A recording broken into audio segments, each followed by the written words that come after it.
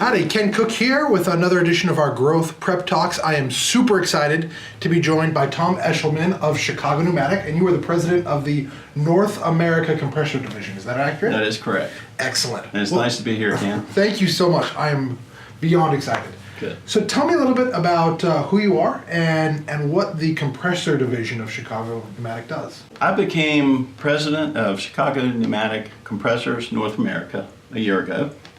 Previously, I worked as a distributor in a family company with my brother and dad for many years when you were a baby. So starting in the 80s up through till 2006, and we eventually sold more and more of the Chicago Pneumatic, not the brand itself, but actually the parent company. And eventually the parent company bought our company. We sold them. So then for the last 10 years, I've been working for the parent company, and then took this opportunity in the last year to run Chicago Pneumatic North America. What motivates you to get up every day? I mean, you're running a storied brand, one that you can walk around even Portland and people know who it is. How do you get up and what motivates you to do that every day? I think two things: the creativity that this brand offers, Okay. and the job itself. And that's an extension also going both ways, the exchange with our employees and our distributors, which I consider family. And how many distributors are there? We have a lot of distributors. We probably have over 300 distributors in the U.S. And as you're looking at those distributors, is the main thing to gain more market share from those? When you look at your business as a whole, what is success, and what are the measures of success that you're really going after? So the measure of success, definitely market share. We're looking to grow the brand. If you're not growing, you're dying. Yeah. So that's important. But also to have key players, top distributors that dedicate their complete, basically, loyalty to us. Okay. And so we want to turn it red. Excellent. Red and black is beautiful. Are beautiful colors. I'm with you on that. Hey. So what does the future in the compressor business look like?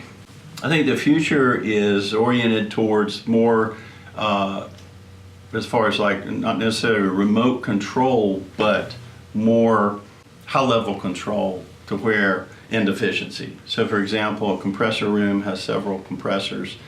It's like any, they're basically heaters. They generate heat. It's how you handle the heat. It's also how you can make their business as profitable as possible by keeping their costs down. Okay. Making the efficiency. Does that look like Internet of Things? Does that look like better efficiencies within the devices of themselves? And is this going digital? Both.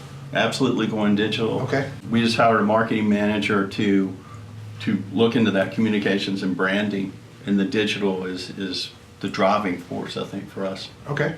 What are some common myths about compressors? Some common myths are that they run by themselves and you leave them alone. You don't have to pay attention to them. So we've got maintenance programs that address that, but also life cycle cost.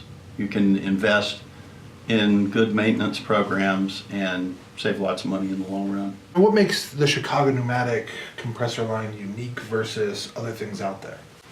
So I think the thing with our brand is that we are one of the most value-driven brands that are on the market.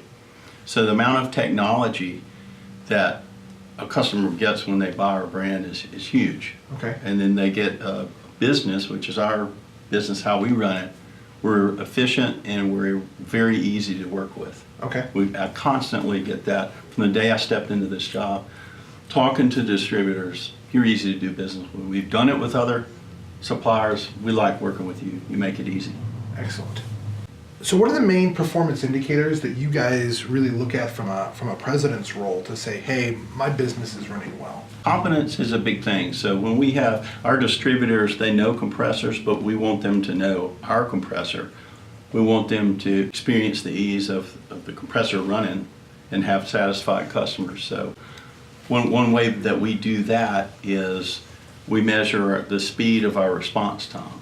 Okay. So we have a lot of KPIs centered around how quickly, how often, how long cases are open. So when they call us, we get answers quickly. Are there any other things that you really look at to say, hey, my business is healthy, my business is not healthy? Well, we look at functional cost. So we want to maximize our profitability. Another one, very important one, is for us is market share. Okay. So you guys are a subsidiary of a publicly traded company. That's correct. Does the quarterly earnings cycle impact some of that versus the ability as a private company to look long term? Actually, not too much. I mean, on I guess a meta viewpoint, possibly so. But really, as far as what we're doing, the situation we're in is that we're allowed to grow. Okay. We're allowed to grow the way we choose to grow. So it's really So about having the a long vision, term. strategy, executing is where we are Okay. at this point.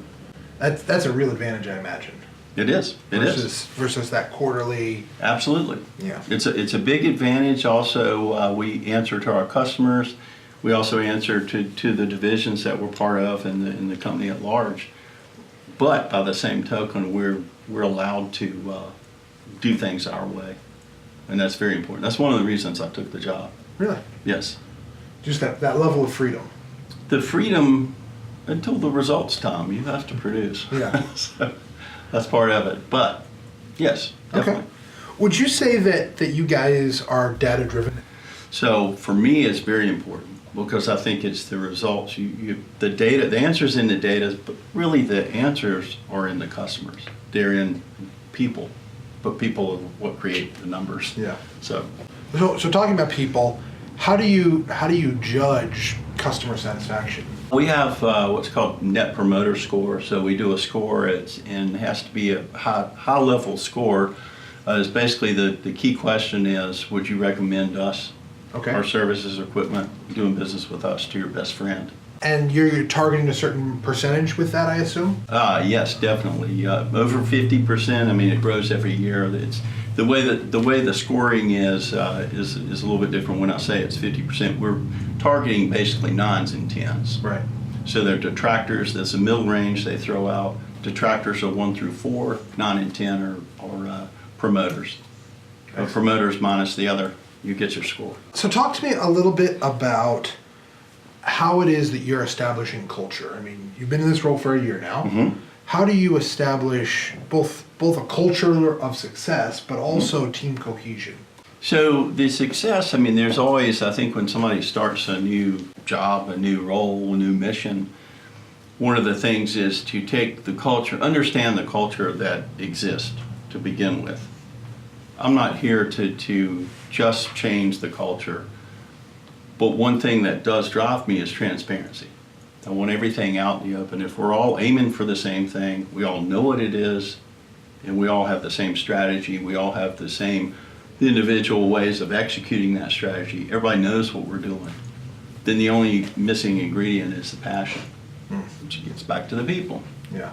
But Are there things that you would say you've installed in the past year that you see and can say, hey, this action or this event helped drive a positive culture for our team? I think the biggest thing for me, and I hope I've installed it, is the willingness to listen.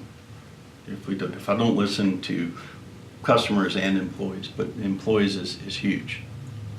I mean, we have to listen. I have to listen. And I have preset ideas. I've come in with several ideas. It's been an interesting process. I've come in with several ideas over the past year. I say, well, try this. Somebody says, that won't work. Like a regional sales manager will say, that's probably not your best bet. Yeah, it is.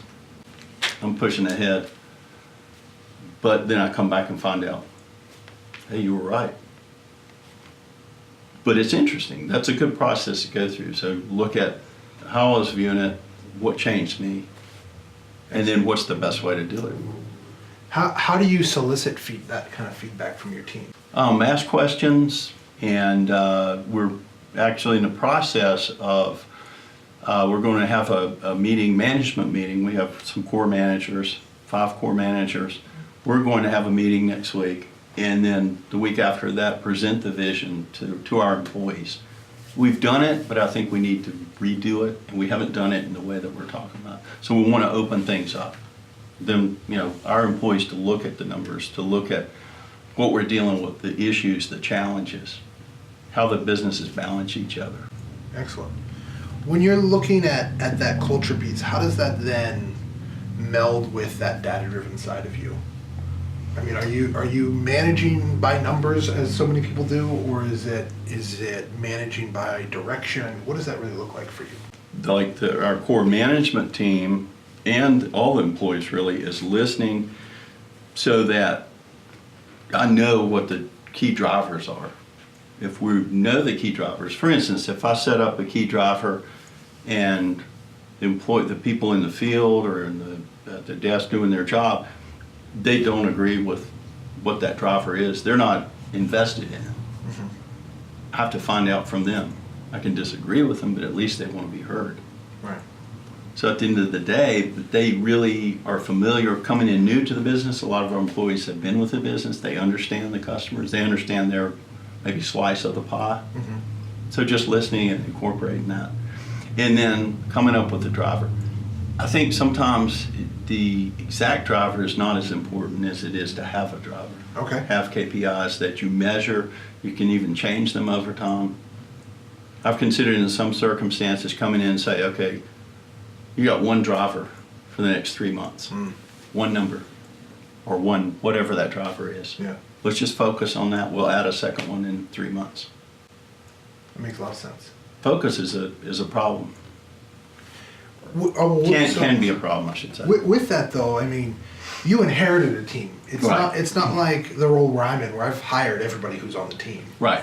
Right. How has that presented some unique challenges, and how do you deal with that? Sure. I think the biggest challenge of me was thinking that I understood certain parts of the business that I didn't, so I had to learn them. So that's been a process. And actually coming up on a year, that's really, I feel like I know the business now. I came in knowing the industrial business. We have a commercial side to the business that I didn't know as well. I figured I knew it. So I learned. So that's been a challenge, but again, the people in the business, our employees, have made it really easy. What is it that you guys do primarily to market your business? We're in a process. In the past we've been, I think, effective to a point. A lot of the marketing has been geared towards the commercial part of the business. And for our industrial side, we've done marketing through trade shows to various means. So I felt the need to do more on the digital side. And I think it's definitely driving business on all levels. Plus, we're expanding our product in areas that take to digital means that will be well served by it. So basically, we are starting a new program where we're investing a lot more in social media, web, our appearance. We basically have one brand with 3 divisions: tools, compressors, and construction, which is portable compressors. So I'm talking with the GMs, we're mixing and mingling with the marketing groups. And so we're getting input on how we can drive the CP name, the brand, and you would ask that earlier. Yeah. So that's how we can do it. Rosie the riveter had a riveter in her hands, right? Or she had machinery. So that's not a compressor per se, but the image is the same. Right. So we want to combine those and make it a cohesive experience so that when a customer goes, and we call it CP, Chicago Pneumatic, when a customer goes to the website, for instance, they get to the point they need. And then as far as I view the digitalization as a funnel where you feed in the top level, they have to make some sort of connection. They have to be drawn in, curious. Mm-hmm. Make a connection as you go down the funnel. At the end of the funnel is a lead or something that has value to the customer. He's a potential customer. He's generated that. He said, I'm interested in this, and we can react, and we have something actionable. Yeah. Nothing happens without actions at the end of the day. Have you spent a lot of time defining marketing qualified leads versus sales qualified leads then? Not that I'm aware of so far, but we are in the thick of it now. Okay. Because just in talking with a lot of people, that is a huge challenge. Is it is. Bridge that gap of somebody came to my website and raised their hand and said, "Hey, I'm interested," right. Versus a sales guy went out there and he said, "This person's not interested at all." Right. Is it qualified or not? Right. Huge issue. Yeah. So let's talk about Rosie the Riveter for a minute, because this is perhaps one of the most iconic images. Right. In the last 100 years coming out of the U.S. that you guys were a serious part of that. Right. How does that determine your image today, Okay. and how do you steward kind of that history, if you will? So one of the interesting things, it's an iconic name brand, and it existed in that time period. And then there was a period of time where some of the CP products existed and were seeable and could be easily seen in the marketplace. Not necessarily compressors. We're part of it. The brand is still the same, still CP. But now we're reaching we're in a digital age, a lot different from Rosie. So our challenge is to bring Rosie and integrate those two. Yeah. That's really your question. It really is. I'm answering it with your question. But I think the answer is that we need to, the marketplace has a value. Like, for instance, for Rosie to be meaningful to the marketplace, to customers, they have to have that meaning there. And it's tying the past to the present. That's, a lot of brands, maybe they move on to the next image, leave the past behind. Right. I think with us, we're industrial equipment, and I think our image can be tied to the past. And I think that for the most part, like these brands, these different areas, divisions getting together, driving that's part of it. But we have to answer the question that the customer is asking. Mm-hmm. What do you think they're asking? I don't know. Help me grow my business. Well, fair point, yeah. And that's the question we have to answer. Rosie can get their attention, but we have to answer that question. If we answer that, then we're giving them value. Excellent. And so that's where it's really bridging that gap from this is everybody's effort to Right. this is how we're working on your behalf. Yes. That's beautiful. I look forward to seeing that. Like, I mean, just as a finished product, as a piece of both American history. I mean, just this idea if you've got a 100-year-old brand Yeah. that in many cases built this country. Right. Without those tools, without those objects, without people using that, we wouldn't be here. That's true. It is true. And that's I think such a powerful thing to think about. And it's bringing the past to the present, and iconic images. What makes them iconic is that they are not in the past. Yeah. It's part of what we do. Right. So how do you use, or how are you looking to use, things like social media to move forward into that digital era? One of the things I think is a challenge and is needed in branding is to increase our branding is basically increasing your brand awareness or the brand awareness in the marketplace of your brand. So I think one thing we need is more exposure to do that. I think we have a great brand. We've worked with some outside firms and inside information from other divisions just within our own company even saying what a strong brand image it is. And plus we bring the goods. I mean, we can back it up. So, but getting back to social media is the exposure. And I think it's intrinsically a good brand, it's powerful, and we've got some creative means in ways that we're going to address that. And as far as getting out on social media, we're part of a very large company, but they, as I mentioned in the beginning, our big boss has let us go our own way. Yeah. To a certain extent, and so as long as we're producing results and doing it in a good way, which we are, then the deal is we can use some more experimental and we're the rogue brand. Yeah. So you've already grown a business successfully. Mm-hmm. What advice would you have, especially for small business owners who are looking to grow? What are some of those things that you've seen over your career that, hey, if I could do it again, this is my go-to type thing? If I could do it again, that's what I'm doing now. Yeah. But no, I would say, like, as far as running a business, is having a clear strategy or having a clear vision, and a strategy as the means of getting that strategy can change, but your vision needs to be something that lasts. And within the vision the vision should be based on things that have real value to the customer, and that you drive the passion to it. I look at it like concentric circles. Vision is at the center, then strategies, the outside is execution. At the end of the day, decide your vision, push for it, but execute. Decide what execution is. Which basically the execution is doing the right things and doing them often. I love that. A lot of repeating. We're going to go back to the office and we're going to have one of our guys put that onto the wall. 'Cause that is, I mean, this idea, I mean, it's so simple, but I love that. If you were to give a small business owner a piece of advice, do this one thing, what is that one thing that you would see all small businesses in America do? I would say simplify. Simplify and get something that you really believe in and push it and organize yourself around that key principle and hire people that believe in it, and you'll get there. All right. So Ken, I'd like to ask you a question. All right. So in your marketing experience and what you've seen over the years and where you are at this point, if I came to you and I said, I want to grow market share and I want to develop a distribution network, Yeah. the very best that there is, Yeah. how would you answer that? I would, this is a great question. Personally, I would find your competitors' 50 biggest accounts.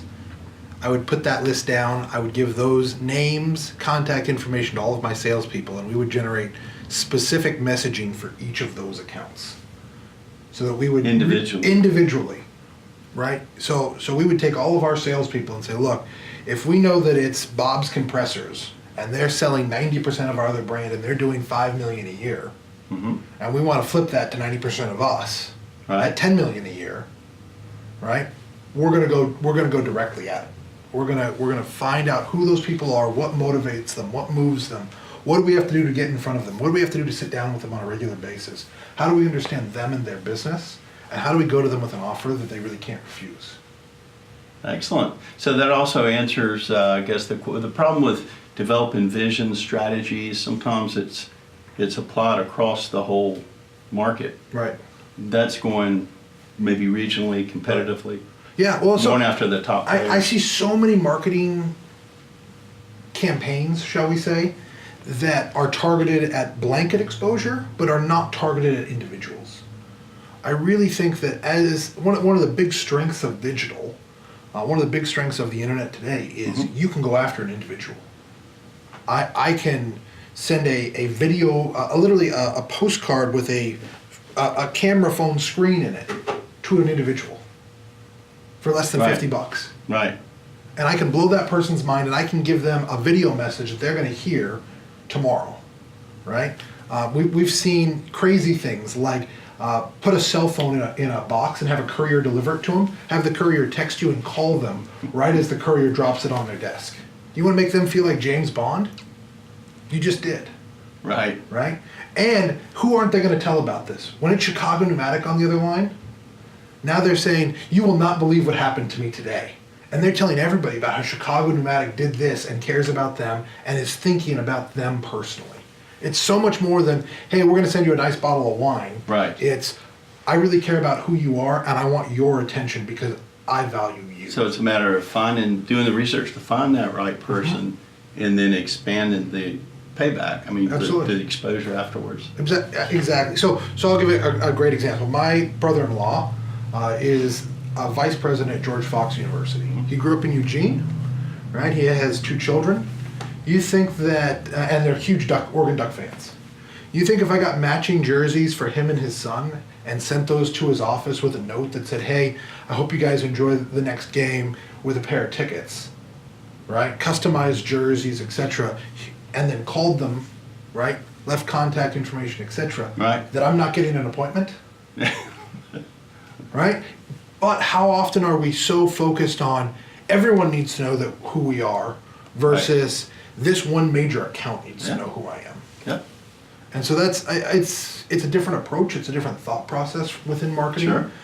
Both are important, but I see a lot of people neglecting really good targeted marketing in favor of awareness. And I think one of the challenges with awareness is you can create brand lift. In general, you can create statistical programs that show you have better name recognition, etc., but have no real meaningful lift in the top accounts that you really want. That's a question I've struggled with actually for years. You know, so I mean, I love George Patton, right? I read as many Patton biographies, etc. as I can get my hands on. And the thing that made him so successful is he loved to fight. He loved to go after something. I don't know if you know this. He was actually a part of the first mechanized assault on a building. I did not. During the Spanish-American War, Right. They had I think it was 3 Jeeps, and they took a compound using an assault tactic using these Jeeps, okay? This idea of how do I move forward, how do I drive after the enemy where they are? Well, how do we do that in business? We say, oh, this guy's super entrenched with his current vendor. We shouldn't waste our marketing dollars on him. No, he's a huge account. What do I need to do to unseat the current vendor? Because that guy's likely to feel like he's got it in the bag, he can coast on his laurels, etc. How do I fight and get myself positioning? So what's the craziest campaign you've ever done that was very successful?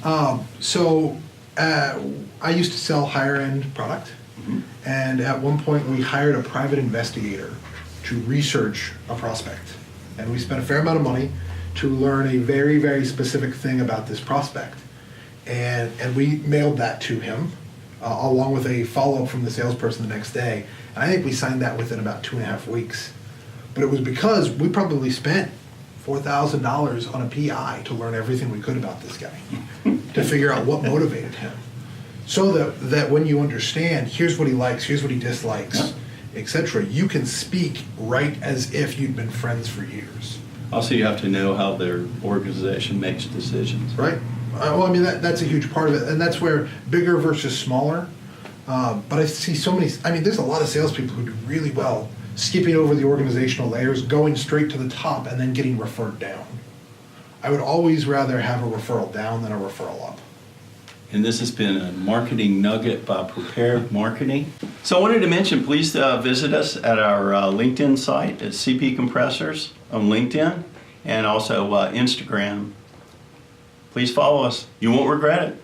We have some interesting things waiting on you.